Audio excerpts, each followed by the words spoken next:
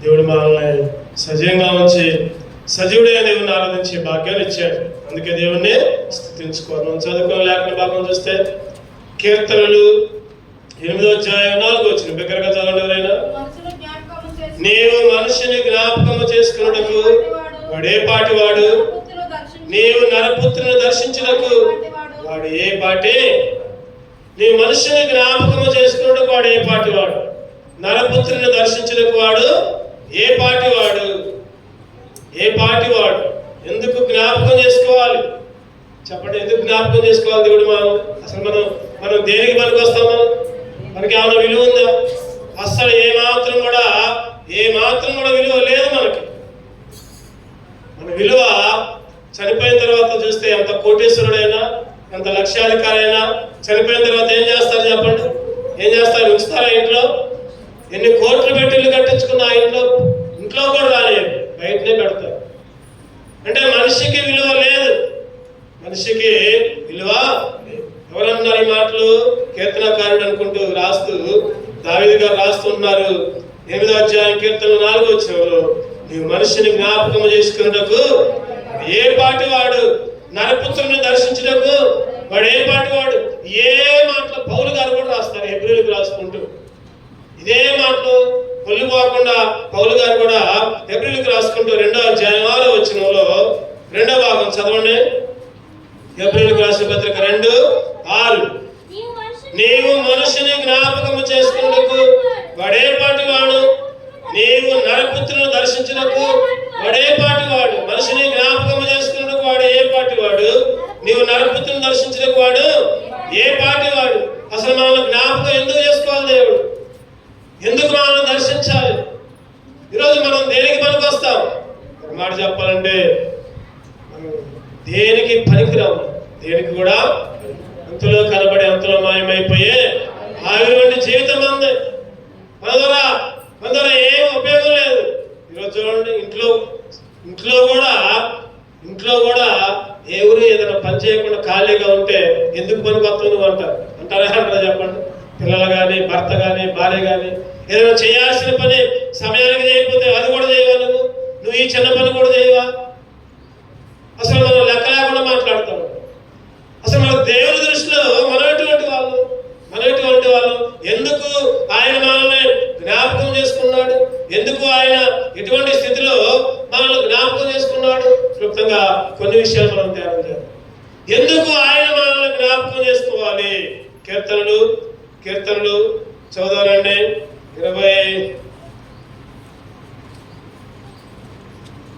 కీర్తనలు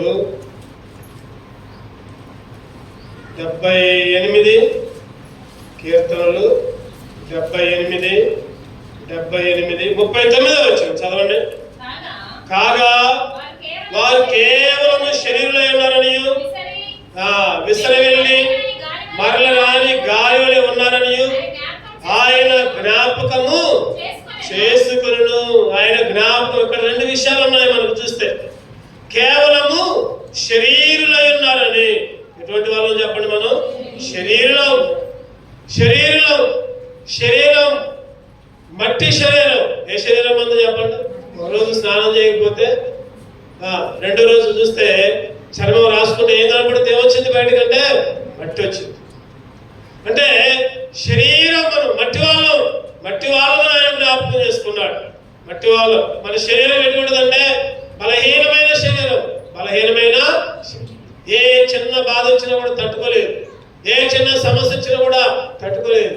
ఎందుకంటే మత్తయి సువార్తలో 26:41 వచనంలో చక్కటి మాట రాయబడుతుంది. మత్తయి సువార్త 26:41,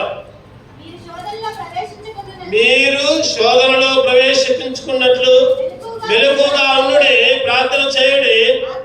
ఆత్మ సిద్ధమే కానీ శరీరము బలహీనమైన శరీరం ఉంది. ఈరోజు నేను అది కూడా ఎటువంటి శరీరం అంటే బలహీనమైన శరీరం. ఈ బలహీనమైన శరీరం అని తెలిసి కూడా దేవుడు నిన్ను జ్ఞాపకం చేసుకున్నాడు. ఈరోజు ప్రభు ఆయన బలహీనుడయ్యా, అటువంటిప్పుడు కూడా దేవుడు మనల్ని జ్ఞాపకం చేసుకున్నాడు. బలహీనులను కూడా దేవుడు బలవంతులుగా మార్చాడు. చూద్దారండి రోమిలకు రాసిన పత్రిక 5వ అధ్యాయం 6వ వచనం చూస్తే, రోమిలకు రాసిన పత్రిక 5:6 ఎలైనగా మనం ఇంకను బలహీనమైనగా క్రీస్తు యుక్త కాలమున భక్తిహీనుల కొరకు చనిపోయిన బలహీనమని తెలుసు, భక్తిహీనమని తెలుసు. అయినా కానీ దేవుడు మన కొరకు, నీ కొరకు, నా కొరకు చనిపోయాడు. బలహీనమని తెలిసి కూడా దేవుడు మన కొరకు ప్రాణమిచ్చాడు. ఈరోజు నీ శరీరం, నా శరీరం బలహీనమైందని తెలిసి కూడా ఆయన బలాన్నిచ్చాడు. దేవుని ఆరాధించాలి. ప్రభువా, నేనైతే నా శరీరం అయితే బలహీనమైన శరీరం ప్రభువా, ఇటువంటి బలహీనమైన శరీరం కొరకు ప్రభువా బలవంతుడైన నువ్వు, ఈ భక్తిహీనుల కొరకు బలవంతుడైన నువ్వు ఈ లోకానికి వచ్చి నా కొరకు ప్రాణం పెట్టావు, రక్తం కార్చావు. అందుకే నేను స్తుతిస్తున్నా. ఈ బలహీనమైన శరీరం కలిగిన వాడిని జ్ఞాపకం చేసుకున్నాం. అది మనకు ముఖ్యం. మన అంశం ఏంటంటే ఆయన జ్ఞాపకము చేసుకోవాలి. ఆయన జ్ఞాపకం చేసుకోవడానికి ఏ పాటి వాడు ధనుడు, మనిషి ఏ పాటి వాడు దర్శించడానికి Hebrews 2:6 చూసుకున్నాం, కీర్తనలో 8:4 చూసుకున్నాం. ఎటువంటి స్థితిలో, బలహీనమైన స్థితిలో దేవుడు మనల్ని జ్ఞాపకం చేసుకున్నాం. బలహీన సమయములో నీ బలము ప్రసాదించుము, బలహీన సమయములో నీ బలము ప్రసాదించుము.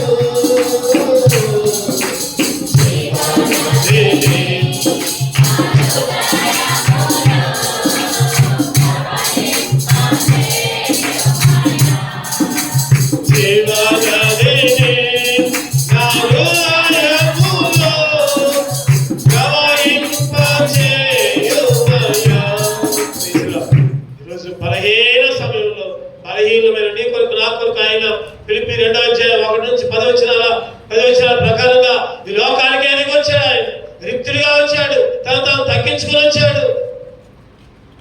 ఈరోజు దేవుడు నీ కొరకు, నా కొరకు ఈ లోకానికి వచ్చి మన కొరకు ప్రాణం పెట్టాడు. అందుకే దేవుణ్ణి స్తుతించాలి, అందుకే దేవుణ్ణి ఆరాధించాలి. మొదటిగా బలహీనులమైన మనల్ని దేవుడు జ్ఞాపకం చేసుకున్నాడు. చూద్దామండి రెండవదిగా కీర్తనలు, అదే అధ్యాయం చూద్దామండి. కీర్తనలు 78:39 అదే వచ్చిన చదవండి. మళ్ళీ రెండో భాగం చదువుదాం. కాగా వారు కేవలము శరీరమై ఉన్నారనియు, విసరి వెళ్ళి మరలా రాని గాలి వలె ఉన్నారనియు ఆయన జ్ఞాపకము చేసుకుని మొదటిగా శరీరులై ఉన్నారు. రెండవదిగా ఏంటి చెప్పండి? విసరి వెళ్ళి మరలా రాని గాలి వలె. ఎట్లా అంట?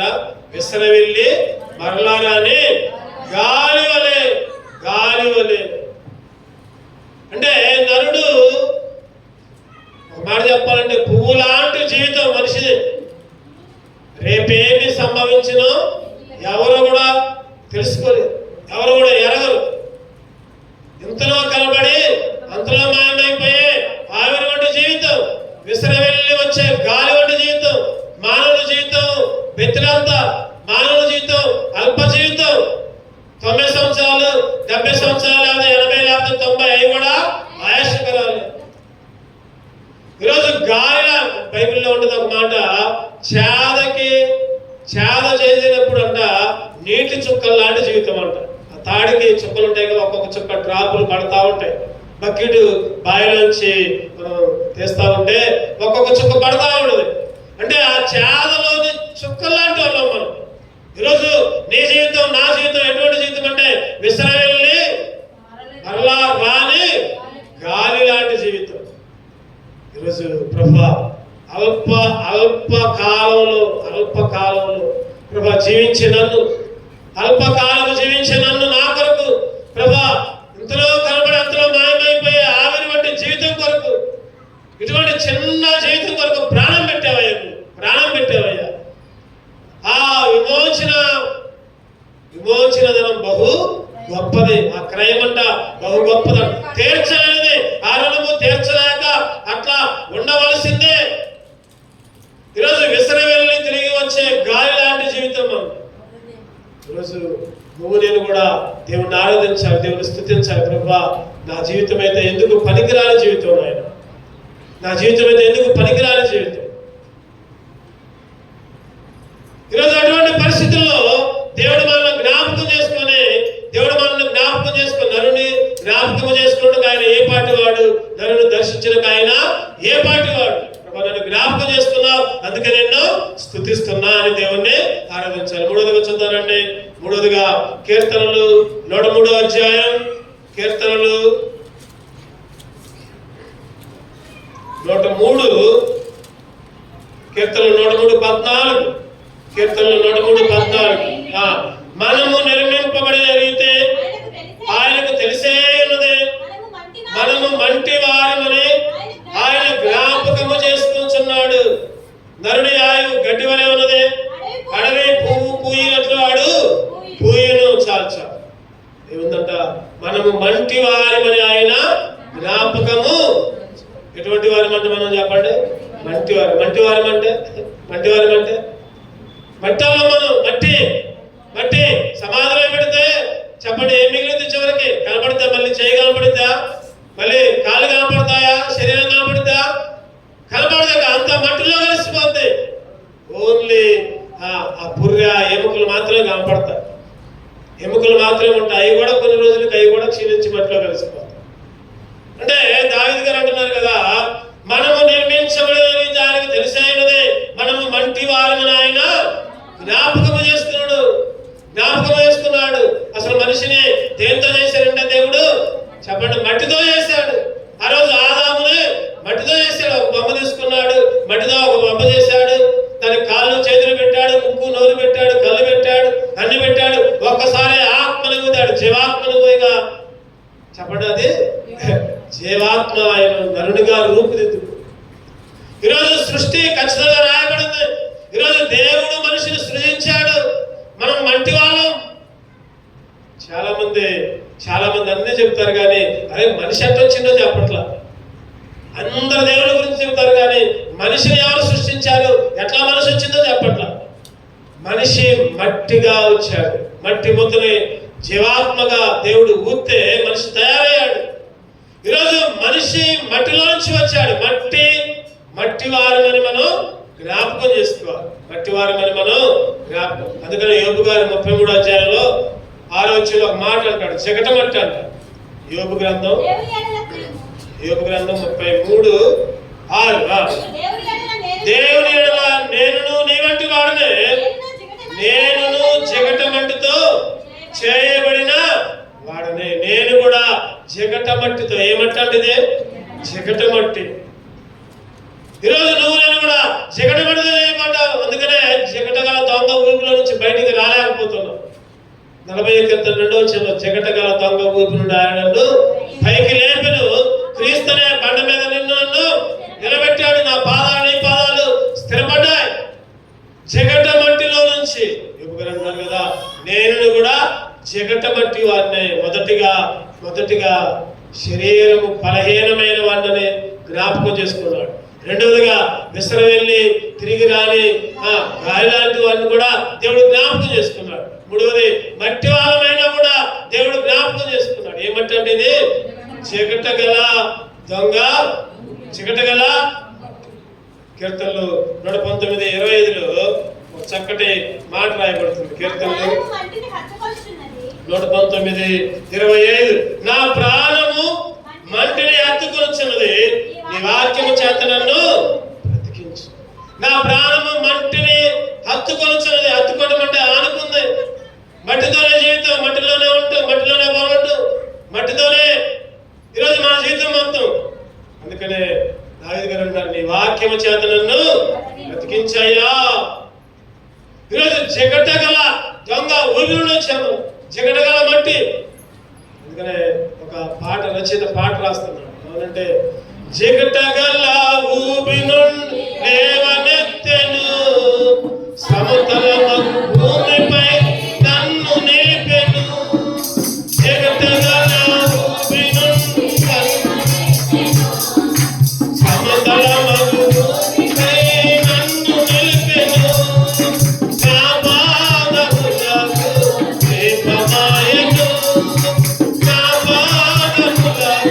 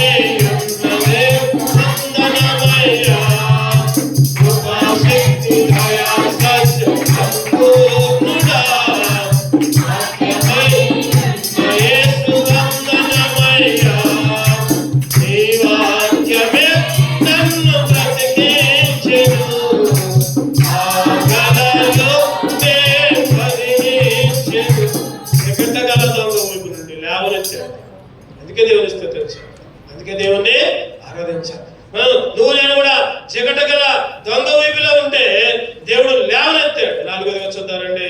కీర్తనలు ఎటువంటిప్పుడు జ్ఞాపకం చేసుకున్నాడు. 136 కీర్తనలు 136 23. మనము దేన దశలో ఉన్నప్పుడు ఆయన మనను జ్ఞాపకము చేసుకును, ఆయన కృప నిరంతరమును. మనము దేన దశలో ఉన్నప్పుడు, ఏ దశ అంట చెప్పండి, ఏ దశ? దేన దశ, దేన స్థితి. దేన దశలో ఉన్నప్పుడు జ్ఞాపకం చేసుకున్నాడు. ఆయన కృప నిరంతరము కూడా. నువ్వు నేను కూడా దేన దశలో ఉన్నావు. దేన దశలో, పనికిరాని స్థితిలో.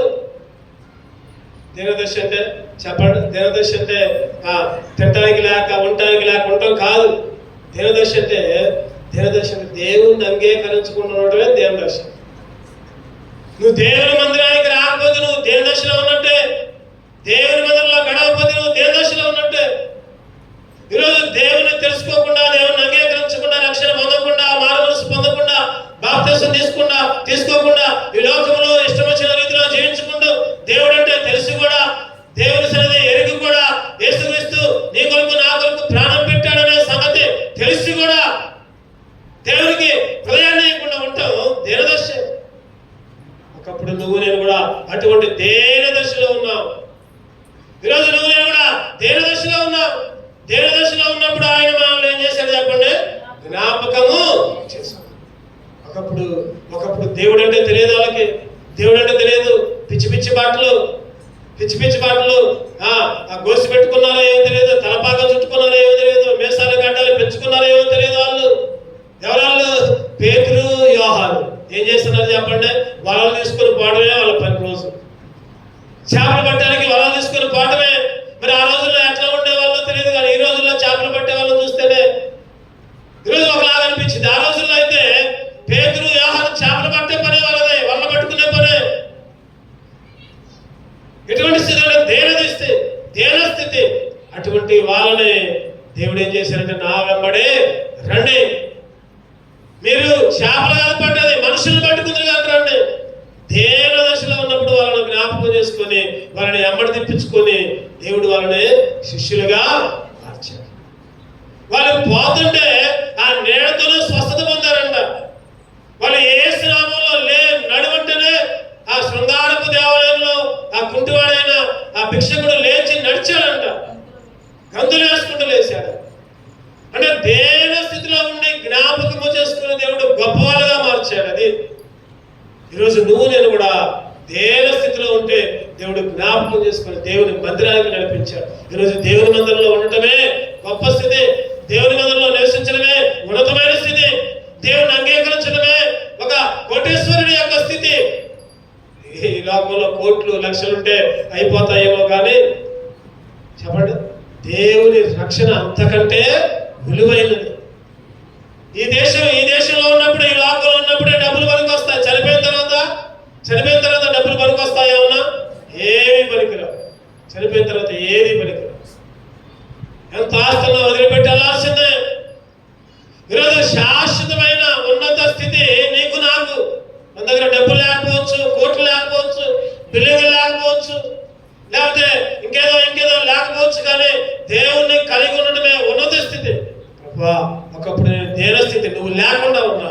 ఇప్పుడైతే ఉన్నత స్థితిలోకి నడిపించా, నీ మందిరంలోకి నడిపించావు, సేవలో ఆరాధించబడిగా చేసుకున్నావు. అందుకే నిన్ను స్తుతిస్తున్నావు, అందుకే నిన్ను కనపరుస్తున్నావు. దేన స్థితిలో ఉంటే దేవుడు మనల్ని జ్ఞాపకము చేసుకున్నాం. అందుకే దేవుణ్ణి ఆరాధించాలి. చివరిగా ఇంకొక విషయం మనం ధ్యానించుకుందాం. చూద్దామండి, కీర్తనలు చదువుకున్న బాగా చూద్దామండి. 8 కీర్తనలు 8:4 వచ్చింది. నీవు మనిషిని జ్ఞాపకము చేసుకొనుటకు వాడు ఏ పాటి వాడు, నీవు నరపుత్రులను దర్శించుటకు వాడు ఏ పాటి వాడు, నీవు మనుషుని జ్ఞాపకం చేసుకున్నటకు వాడు ఏ పాటి వాడు. మనుషుని. ఈరోజు మనం మనుషులమేనే కానీ ఆ రోజు దావీదు గారు అంటున్నారు కదా, అయ్యా నేను పురుగునయ్యా అంటున్నాడు, అయ్యా నేను మిల్లెలయ్యా అంటున్నాడు. అబ్రహాము అంటున్నాడు కదా, చెప్పండి ఏమన్నాడు, నేను దుమ్మునయ్యా, నేను ధూళినయ్యా. ఈరోజు నీ స్థితి నా స్థితి ఎటువంటిదంటే నాశనమైన స్థితి, బాగుపడని స్థితి. మనుషుని జ్ఞాపకం చేసుకున్నందుకు ఏ పాటి వాడివి. యోబు గారు 25వ అధ్యాయంలో ఒక చక్కటి మాట రాయబడుతుంది. 26:6 వచ్చిన అనుకోండి, చదవండి. యోబు గ్రంథం 25:6. మరి నిశ్చయముగా పురుగు వంటి మనుషుడు, పురుగు వంటి నరుడు ఆయన దృష్టికి పవిత్రుడు కానేరుడు కదా. నిశ్చయముగా కరెక్టేనా మాట? చెప్పండి, కరెక్టేనా? పురుగు వంటి వాడు పవిత్రుడు ఎట్లయితాడు? యోబు గారు రాస్తున్నారు, మరి నిశ్చయముగా పురుగు వంటి మనుషుడు, పురుగు వంటి నరుడు ఆయన దృష్టికి పవిత్రుడు కానేరుడు కదా. పవిత్రులు కాము కదా. పురుగు వంటి వాళ్ళు, పనికిరాని వాళ్ళు, క్రూర స్వభావం. ఎటువంటి స్వభావం అంటే చెప్పండి, ఎటువంటి స్వభావం? క్రూర స్వభావం. మనం చెప్పుకున్నాం పోయినసారి. పాము కంటే ఎక్కడ విషయం ఉంటుంది? పాముకి తలలో విషయం ఉంటుంది, తేలికేమో గుండెలో ఉంటుంది. మనిషికి నిలువెల్ల అరికాలంలో నిండేది దాకా అంత క్రూరమైన స్వభావం, పురుగు వంటి స్వభావం. అసలు పవిత్రుడు ఎట్లా అవుతాడు యోబు గారు అంటున్నారు. కానీ ఇప్పుడు మనం పవిత్రులమయ్యాం. ఎట్లా? 1:7 వచ్చిన ప్రకారం యేసు రక్తము చేత, యేసు రక్తము చేత, యేసు క్రీస్తు విలువైన అమూల్యమైన గొర్రెపిల్ల రక్తము చేత పవిత్రులుగా మార్చబడ్డాం. అందుకే దేవుని స్తుతించాలి. ప్రభువా, నేను పురుగు వంటి వాళ్ళయ్యా, పురుగు వంటి వాళ్ళ. కీర్తనలు 49:12. మనిషి జీవితం ఎటువంటి జీవితం అంటే నశించిపోయే జీవితం.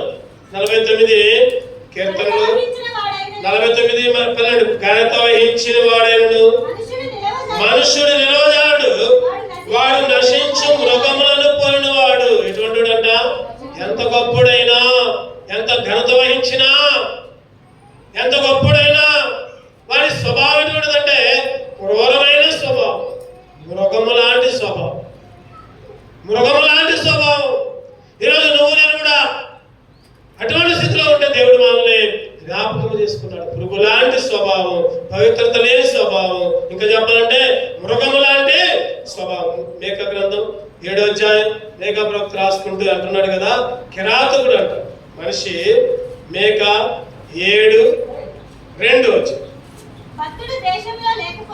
మేకా 7:2 భక్తుడు దేశంలో లేకపోయాను, చెరువులో యథార్థుడు ఒకడు కూడా లేడు. అందరూ ప్రాణహాని చేటుకై పొంచిండు వారే. ప్రతి మనుషుడు కిరాతుడై తన సహోదరుల కొరకు వాళ్ళను ఒగ్గును. ప్రతి మనుషుడు ఎటువంటి అంట? కిరాతుడు, క్రూరమైన వాడు. సహోదరుల కొరకు అంట ఏం వేస్తాడంట? వలలు. సొంత అన్నైనా, సొంత తమ్ముడైనా, సొంత అక్కైనా, సొంత చెల్లైనా, తల్లైనా, తండ్రి అయినా, బిడ్డలైనా ఈరోజు మనుషులు వలలేస్తున్నారు. కిరాతక స్వభావం, కిరాతక స్వభావం, కిరాతక స్వభావం. ఒకగానొక కుమార్తె, ఒక తండ్రి, ఒక్కదే కూతురు. అల్లారు ముందుగా పెంచాడు చిన్నప్పటి నుంచి, అల్లారు ముందుగా మంచిగా చదివించాడు. అమ్మ చదువుకోమ్మా. ఒకదే కూతురు, గాలాపం, పనికి పోతుండు, కూలికి పోతుండు, పొలాలకు పోతుండు, నాట్లు వేస్తుండు, కష్టపడుతుండు, బస్తాలు మారుతుండు. డబ్బులు తెచ్చి కుమార్తె చదువు కొరకు పెట్టాడు. 10వ తరగతి అయిపోయింది, ఇంటర్లోకి పోయింది. హాస్టల్లో ఎక్కడో దూర ప్రాంతంలో హాస్టల్లో ఉంది, హైదరాబాద్లో ఉంది. ఇతన్ని ఒక పల్లెటూరు. చక్కగా పెంచాడు, చక్కగా చదివించాడు. హాస్టల్లో ఉంది. స్నేహితులు వచ్చారు, ఫ్రెండ్స్ వచ్చారు, సినిమాలని, ఫోన్లని, చాటింగ్లని. హాస్టల్లో ఉంది. నాన్న నాకు డబ్బు కావాలి, నాన్న నాకు 10,000 కావాలి, నాన్న 20,000 కావాలి, నాన్న 30,000 కావాలి. నా కూతురికి ఏ కష్టం రాకూడదు. వెంటనే ఫోన్ చేయగానే ఒక్క నిమిషంలో వెంటనే ఫోన్ పే చేయటం, పంపేయటం, లేకపోతే కుదరకపోతే మనీ ఆర్డర్ చేయటం. ఎంతగా ప్రేమించాలంటే కుమార్తెని. ఆ కుమార్తె 10th దాకా బాగానే ఉంది. ఇంటర్లోకి పోయింది, ఇంటర్ అయిపోయింది, డిగ్రీలోకి పోయింది, హాస్టల్లో ఉంది. తన స్నేహితురాలతో కలిసి తిరుగుతూ తాగుడు అలవాటు చేసుకుంటూ, ఆడపిల్లే సిగరెట్లు తాగుకుంటూ, గంజాయి, డ్రగ్స్ బానిసయి. ఎప్పుడు కావాలంటే అప్పుడు తండ్రికి చెప్పండి ఫోన్ చేయటం, నాన్న 10,000 కావాలి. మిగిలిన వాళ్ళందరూ అరే మీ నాన్న భలే పంపిస్తుండే, అమ్మన్న డబ్బులు. మా డాడీ ఏంది అమ్మన్న పంపాడు,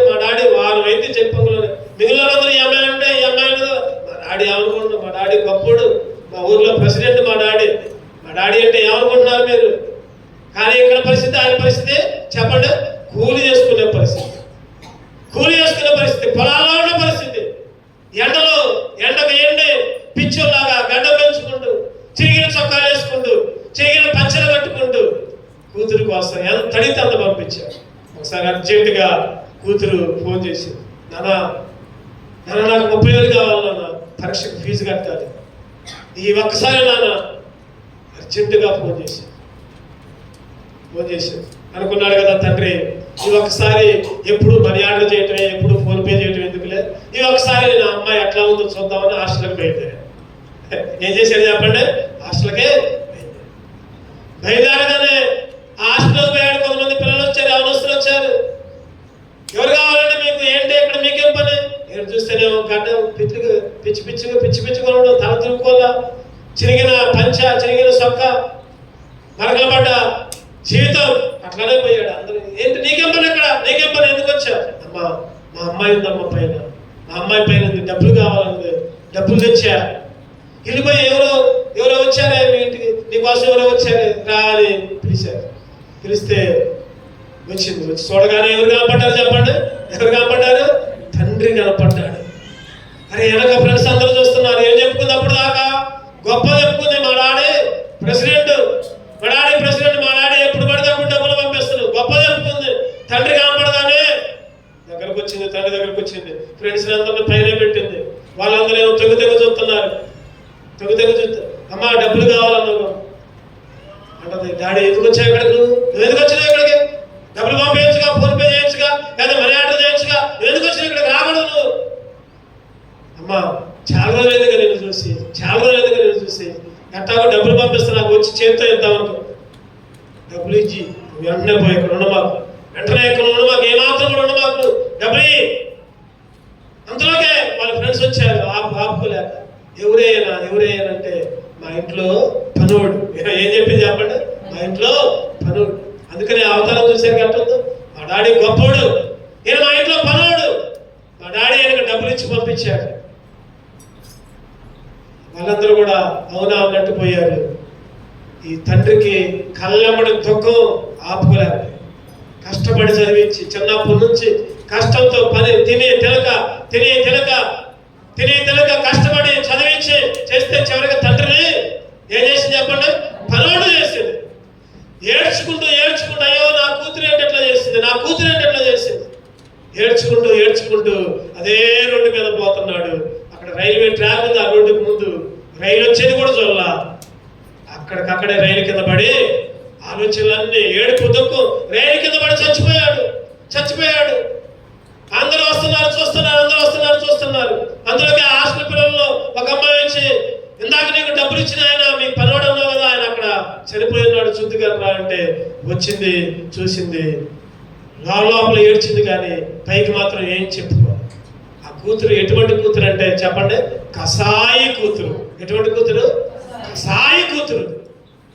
ఈరోజు యవనస్తులారా గుర్తుపెట్టుకోండి, తల్లిదండ్రుల్ని మీ తల్లిదండ్రులు మీ కొరకు ఎంతో కష్టపడుతున్నారు. మీ తల్లి, మీ తండ్రి మీ చదువుల కొరకు, మీకు మంచి బట్టల కొరకు, మంచి ఆరోగ్యం కొరకు, లేదా మంచి తిండి కొరకు ఎంతో కష్టపడుతున్నారు. ఈరోజు కసాయి కూతురు తండ్రిని కళ్ళ ముందే చంపుకుంది. ఒక మాట చెప్పాలండి, పొడిచి చంపడం కంటే ఘోరమైన పని. ఈరోజు యవనస్తులు ఎట్లా ఉంటున్నారంటే చెడు అలవాట్లు, చెడు వ్యసనాలు. అందుకనే ఇక్కడ చెప్పుకున్నాం, కిరాతకులు అంటే ఎటువంటి వాళ్ళు, మనిషి ఎటువంటి వాడు అంటే బుద్ధి బయటకు వచ్చింది, మృగ స్వభావం, క్రూరమైన స్వభావం. ఈరోజు చాలా మంది యవనస్తులు దేవుని భయం లేకుండా, తల్లిదండ్రుల భయం లేకుండా వెచ్చలవిడిగా తిరుగుతున్నారు. ఇష్టం వచ్చినట్లు డబ్బులు ఖర్చు చేస్తున్నారు. ఈరోజు ఆ కసాయి కూతురు తండ్రిని, నిజంగా ఆ కసాయి కూతురు ఎవరో కాదు, నువ్వు నేనే ఆ కసాయి కూతురు లాంటి వాళ్ళు. మన తండ్రి అయిన దేవుడిని మర్చి, దేవుడు నీ కొరకు నా కొరకు ప్రాణం పెడితే, విలువైన రక్తాన్ని కాస్తే, అమూల్యమైన రక్తాన్ని కాస్తే, అసలు లెక్క చేయకుండా, దేవుడు అంటే లెక్క లేకుండా, దేవుడి మందిరం అంటే లెక్క లేకుండా, దేవునికి మొర పెట్టకుండా, దేవునికి వ్యతిరేకమైన పనులు చేసుకుంటూ దారి తప్పి కసాయి లాంటి జీవితం. ఈరోజు యవనస్తులు గుర్తుపెట్టుకోవాలి, మీ తల్లిదండ్రులు గౌరవించడం నేర్చుకోండి. ఎటువంటి స్థితి అయినా, ఎటువంటి పరిస్థితి అయినా మీ తండ్రిని మీ తల్లిని ఈ లోకంలో ఎవరు మిమ్మల్ని ప్రేమించరు. గుర్తుపెట్టుకోండి, మీ తల్లి తప్ప మీ తండ్రి తప్ప ఎవరు కూడా మిమ్మల్ని ప్రేమించరు. ఎవరు కూడా ప్రేమించరు. డబ్బుంటే ప్రేమిస్తారేమో కొంతమంది, డబ్బుంటే భార్య ప్రేమించింది లేదా భర్త ప్రేమిస్తాడు, కానీ తల్లి మాత్రం చెప్పండి డబ్బులు లేకపోయినా. అందుకని ఒక సామెత ఉంది. ఏంటిదా సామెత చెప్పండి? భార్య అంట జేబు చూసిద్దంట, తల్లి అంట కడుపు చూసిద్దంట. తల్లి ఏం చూసిద్ది? కడుపు చూసిద్ది. భార్య ఏమో యవనస్తులారా గుర్తుపెట్టుకోండి, మీ తల్లిని తండ్రిని లేకపోతే మీ అత్తని మీ మామని పెద్దవాళ్ళని గౌరవించడం నేర్చుకోండి, పెద్దవాళ్ళకి లోబట్టం నేర్చుకోండి.